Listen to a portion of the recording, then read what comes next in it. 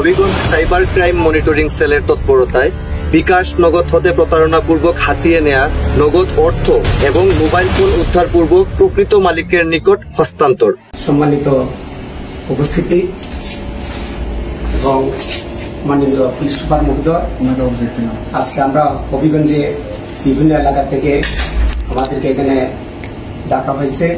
আমরা অনেকেই প্রতারকের কাছে টাকা, মোবাইল বিভিন্নভাবে চিন্তায় বা প্রতারিত হয়েছি।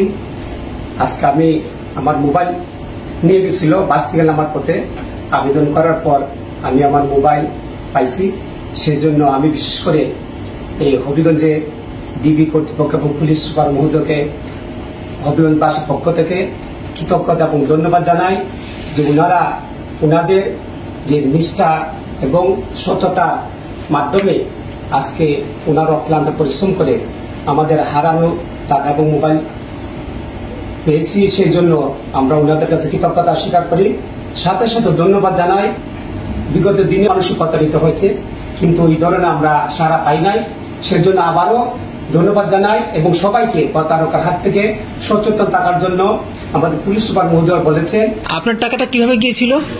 আমার টাকাটা তো স্যার আমি বলতে পারি না কিভাবে নিয়েছি, মোবাইল থেকে কিভাবে যাবে আমি তো আর এখন টাকা পেয়ে কেমন লাগছে? টাকা পেয়ে তো অনেক আনন্দ লাগছে, আর আপনার প্রতি আমাদের অনেক কৃতজ্ঞতা, কারণ আপনার ব্যবহারও খুব ভালো লাগছে। টাকাটা কিভাবে গেল আর পাওয়ার পর এখন আপনার অনুভূতিটা একটু শেয়ার করুন।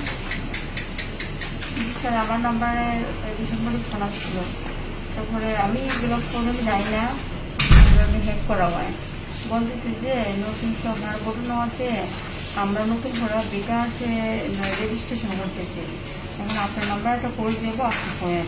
এখন তো স্যার আমি আর মাইন্ডে যারা ছিল না, আমি বলে ফেলছি।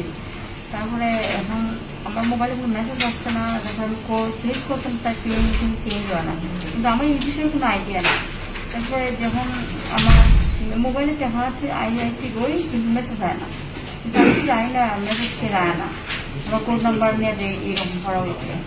তারপরে তখন আমার ডিসেম্বর নিয়েছে আমার বিকাশ করে 2000 টাকা, সময় আমি 2000 টাকা নিচে নেওয়ার পরে আমি তারা ইয়ে করছি না, কিন্তু যখন আমার 23,400 টাকা নিচ্ছে, এই সময় আমার বিষয়ে গুরুত্ব গেল যে টাকাটা আবার কে নিল। কিন্তু আমি আবার সন্দেহ করছি যে আমার আশেপাশে যে কয়েকজন আছে এরা নিয়েছে। এটা আমি জিনিসটা গুরুত্ব দিতে গিয়ে আমি এখন আমি আপনার পরামর্শ নিলাম। স্যার আমি অনেক কিছু হয়েছি, আপনারাও অনেক কষ্ট করছেন। আপনি তাহলে কত টাকা ফেরত পেলেন? আমি 23,000 টাকা পাইছি। 23,000 টাকা ফেরত পেয়েছেন? স্যার আপনাদের প্রতি আমি অনেক কৃতজ্ঞ, আমি সবসময় কর্ম স্যার আপনারা অনেক কষ্ট করছেন। হারিয়ে যাওয়ার পরে আর সোনারঘাট থানাতে জিডি করছিলাম, ওনারা জিডি করছেন। প্রায় 10 মাস পরে আজকে মোবাইলটা হাতে পাইলাম। এটা আমার অনেক স্মৃতি, নিজের টাকায় আগেও মোবাইল কিনছিলাম, কিন্তু অনুভূতি রইল অন্যরকম। অল্প টাকার মোবাইল হইল, এটা আমার মার দেওয়া মোবাইল, এটা আমার কাছে কোটি টাকার চেয়ে আরও বেশি অমূল্য সম্পদ।